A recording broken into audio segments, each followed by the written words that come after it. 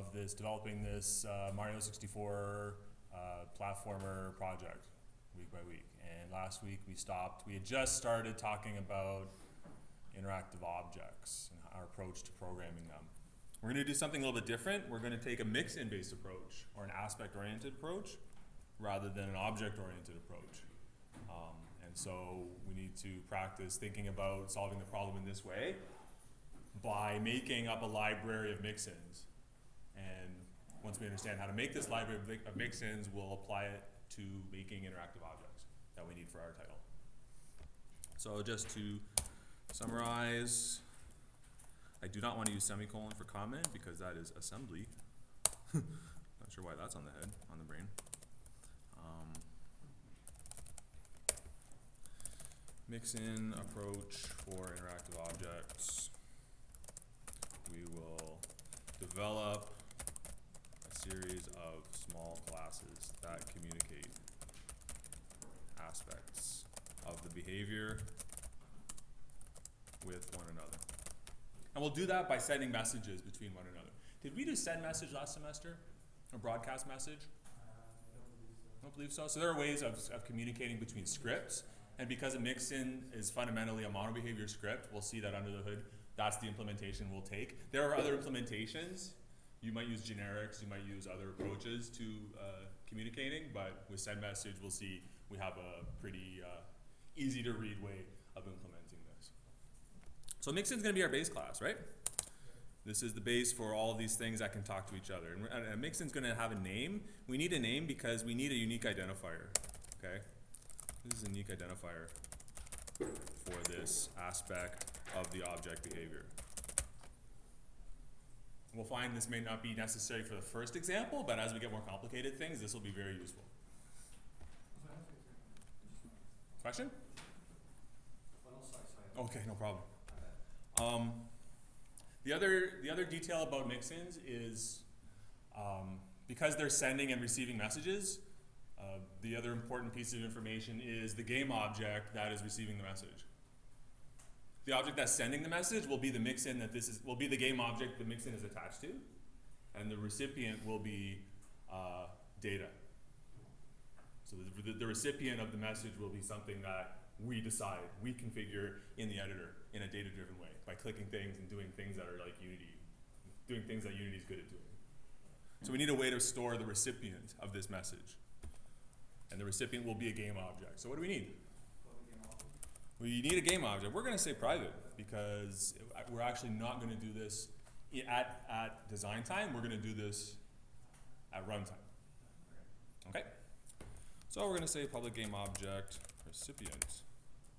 I'm going to spell game object correctly. Recipient. The game object who receives the message from this mix-in. If it's private, we're going to need a basic API to get and set the recipient, right? So we'll add a get recipient. And we will just clobber whatever recipient is set to. We don't have to check it because the client code will check it using this pattern, and if we happen to overwrite it, we don't want to check that in the API, in this accessor. It may be that we want to set recipient a few different times for a few different reasons, depending on what's happening at runtime. So we're just going to have a simple set, and we're going to have a get.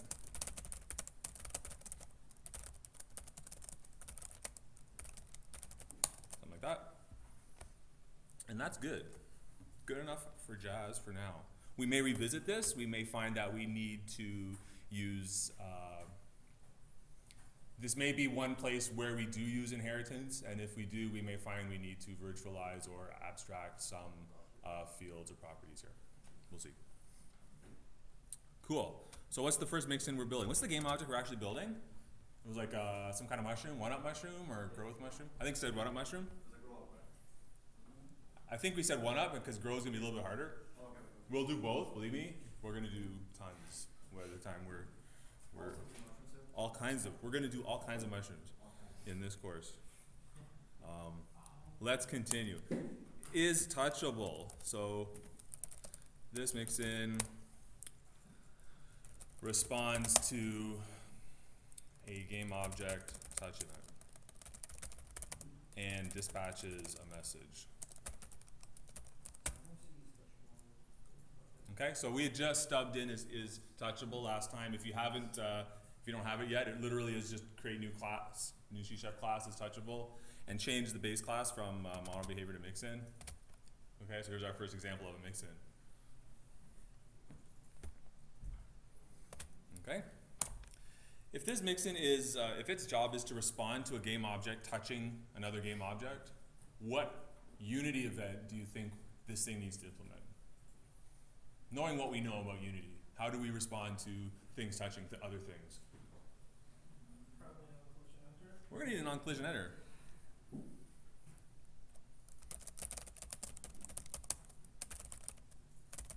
And what does on-collision enter take?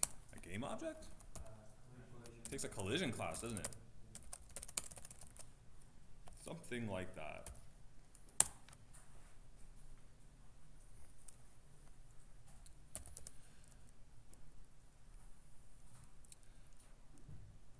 So if the thing that touched me should respond to this message, send message. Dispatch the message.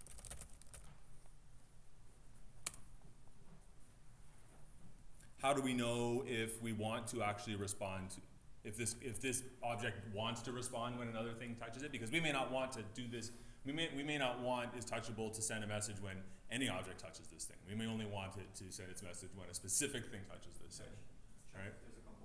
We may need to check if it is designed to respond to this, and we may do that through a component. We'll do that as a second step. Let's first get this actually working and see that if we can build an object that actually responds when anything touches it. So part one is if the thing that touched me should respond, dispatch the message. What's the message we want to? What's the mechanism we're going to use to send messages? We're going to use send message. All right. What does send message do?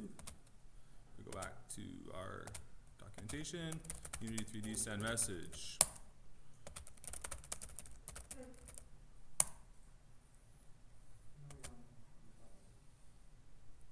Okay. It takes a string method name, so we're telling it the function name that we want to call. We're basically saying call the function with this function name on a game object. And the game object will be the game object this is attached to. There's some other optional require receiver flags. We're not going to set those. We need a way of specifying method name. And we are not going to pass a value at this point.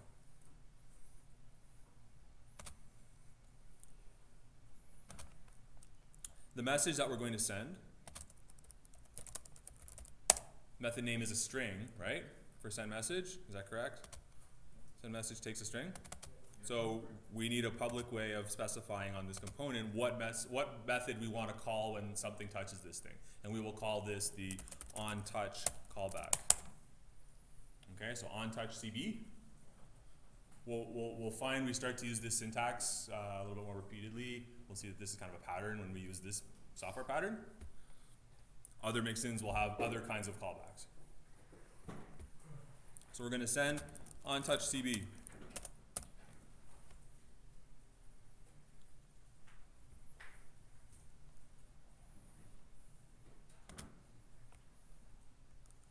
So far, so good? Mm-hmm. Do we not need to initialize on-touch CB? Or we can omit it? Good point. Let's say if onTouch CB is not equal to the empty string, send message. Send message will fail on an empty string. You can't call a method with zero length in Unity's current scripting implementation. So that's a good thing to check. We can't send message in empty string. Unity will throw some kind of exception. So that's a good thing to test. Okay.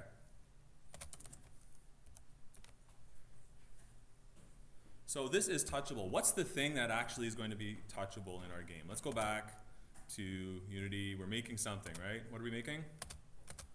We're making a mushroom, or a one-up mushroom. So our one-up mushroom is going to be this sphere. All right. Go back to the scene. Look at our guy. What's his name? Malcolm or something?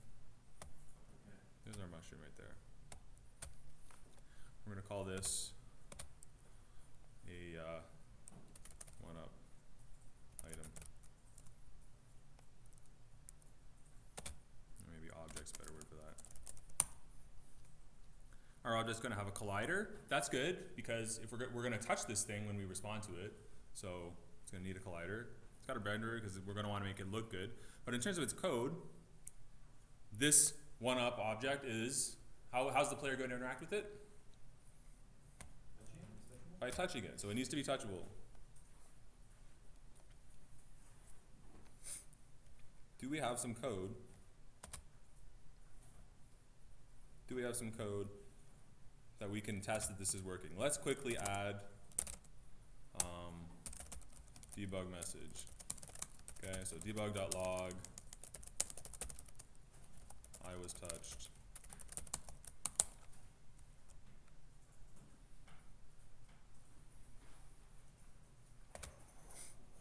Going back to Unity, we've got this touchable object now. It's going to be floating in space. When something touches me, we want to call a message. We want to call a method to prove that this touch worked. So in response to the touch, the response will be doing a debug log. So we're going to call what method?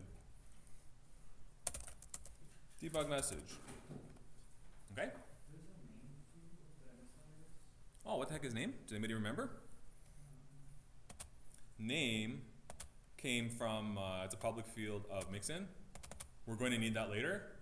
We put it in the base class for now, so you're still going to see it. Okay? So it's just a memory remind that something proven.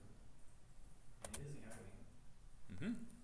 Yep, should be there. That's coming in from the mixin base. No, mine it isn't. That's what I'm saying. I'll go for a few more minutes and then I'll pause it and we'll take a look. We don't need to set this for now, but we're going to call debug message. Did I spell it correctly? Where'd it go? Debug message. I was touched. Cool. So let's see if this works.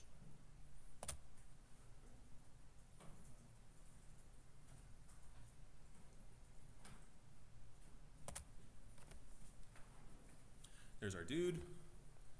We're going to click on our hero and we're going to see on touch.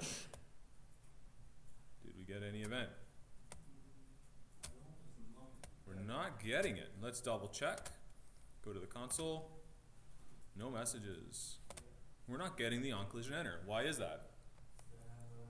Needs to have a rigid body. Ah, rigid body. That's very good.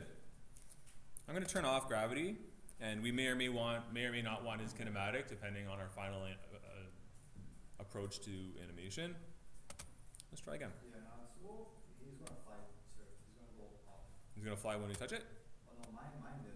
Yeah, see, it was like, whoa. Okay, he got knocked over, but luckily, check it out. It worked, yeah. It worked. We got two I was touched messages. Very good. Let's make this a little bit better. So we know we can call it, we know we can now have a way, it's interesting, we now have a data-driven way to set up interactive objects. So now we can hand this off to a non-programmer and say, you have a way of making objects that respond to being touched. If we had a library of more interesting things to do other than just display a debug message, maybe we could connect this in a way that we could construct something interesting without having to have an expensive programmer go in and type it. In fact, we'll see this pattern shows up a lot. I guess we're paying more for that. It's true. That's the difference between a designer and a technical designer, and a programmer and an engineer. Okay. So what's the next thing we want to be able to do with our one-up objects? Do we want all our, right now we would have, if our object had gravity and it fell and hit the ground, what would happen? If it would respond to the quad or whatever? Right? It would respond to the ground. Yeah. In fact, let's just do that. So let's just add gravity. We'll add a rigid body to it. And we'll leave gravity on, and let's just see. We'll open up the console. Anybody's guess, what's going to happen? We're going to press play. Ground hits the ground. Ball hits the ground. and you get that event. Is that what we want? Probably not, right? What's the use case for a one-up mushroom? We want it to respond to being touched by the player. So we're going to specialize R is touchable. We're going to give it something called touch type. We should use lowercase t, shouldn't we? Because it's not a class name, it's a variable. Is that right? Yeah, but we did on the other one, upper case. Oh, we should make our untouched CB lowercase. You like that better? There we go. So our touch type is objects of this type can respond to touch events. If we go back to our object, our touchable now has three properties: a name, a touch, callback. We're still going to say debug message, but our touch type, we only want it to be the player. What is it about the player that means it can respond to one-ups? Maybe hero control? Is a player, Or is it player? right? Players can pick up one-up mushrooms. Players can pick up fire flowers. Players can respond to power-ups designed for the player. So we're gonna just add a little bit of side data to the hero called isPlayer. This is kind of functioning a little bit like a tag, but it's different because we can have more than one mix-ins. We can't have a list of tags on a game object, but we can have a bunch of flags using this pattern. So we might find out that we might have a game object that is a player and also is, I don't know, a network player, and also is, who knows what else, you know, super buffed, and is also all kinds of things, whatever we need, but the pattern will stay the same. So let's just run with isPlayer for now. We want our one-up to only respond to players. So, again, by string, the touch type that we respond to is the isPlayer type. So we're going to call this message when a game object with this touch type touches us. If the game object that touches us doesn't have a touch type of type whatever we put there, we're not going to send the message. We're going to ignore the We're going to ignore the touch.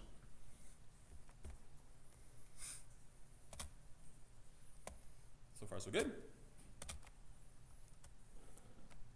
So how can we implement that?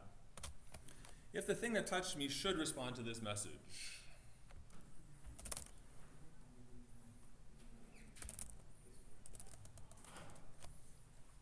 how should we implement that? If the thing that touched me should respond to this message, how do I know if the thing should respond to me? I guess if the object has the component isPlayer. Right, so what's the object that touched me?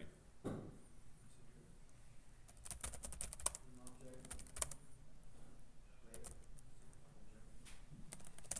What's the object that touched me? Game object. Right, call that game object. I want to check if the thing that touched me it matches the touch type that I set in the editor, or that my user set in the editor. So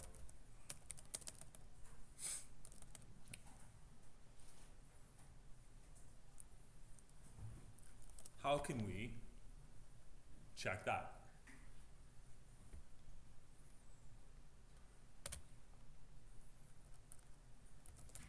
Does callObj have a component with of type touch type? How do we check that? If callObj get component, you're on the right track. What's the syntax for get component that we're accustomed to?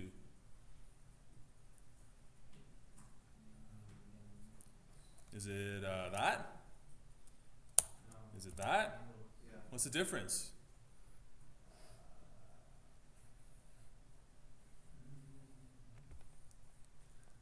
I'm assuming one is like the type. One's a type and And then what's the name, like the name Right. of the component, right? right. I just don't remember which one is which. So we could I guess go through all possible mix-ins and we could test if call object get component is player. If that returns something non-null, it means that there was one attached, and if it returns null, it means it isn't attached. And then we could go as we extend our system, we might find is foo is another thing we want to test, and we could also go and edit our code and add that here and test if that thing is also not null. And we'd have to keep going back. It would work, but we'd have to keep going back and extending as touchable for all possible types we want to test for. Is that extensible? Not really. We're kind of reverting back to polymorphism. We want to push the work to data in the editor as much as we can. So what do we do with get component?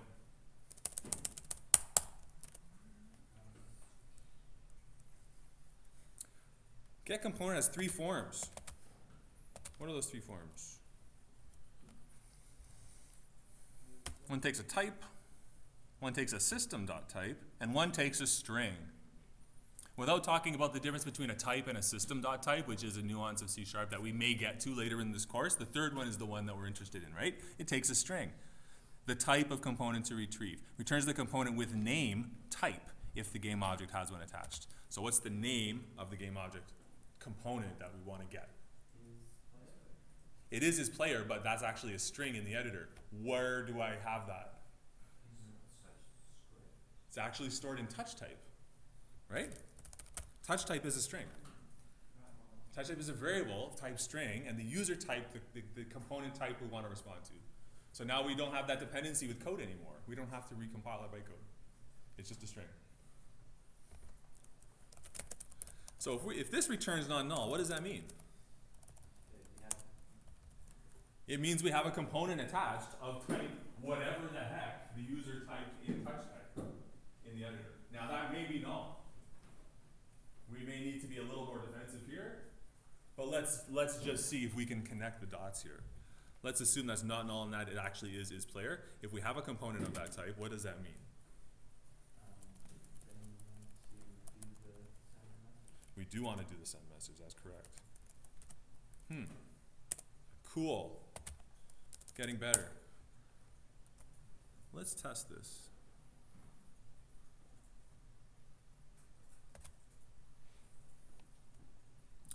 So, going back to our hero is a player. Our object is still the same. Let's see if it runs. Press play. We'll grab our hero, it still has a rigid body, and we'll just kind of move it over. If we touch,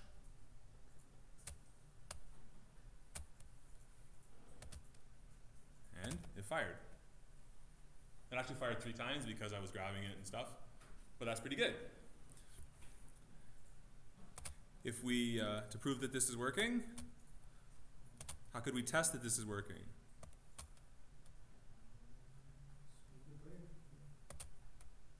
Let's say, we're going to respond to player X, whatever. Foo is foo. Who thinks this should work? It's not gonna work. It's different. It's the touch type, right? It's a different touch type. Nothing. Okay? So very good. So now we have an object that only responds to objects of types that we want to, and we don't have to code anything anymore. Now we can hand this off and say, okay, here's an object that can do something when an object that you want to respond responds. Do we have our one up yet? Not yet, but we're getting close. Let's take a quick break.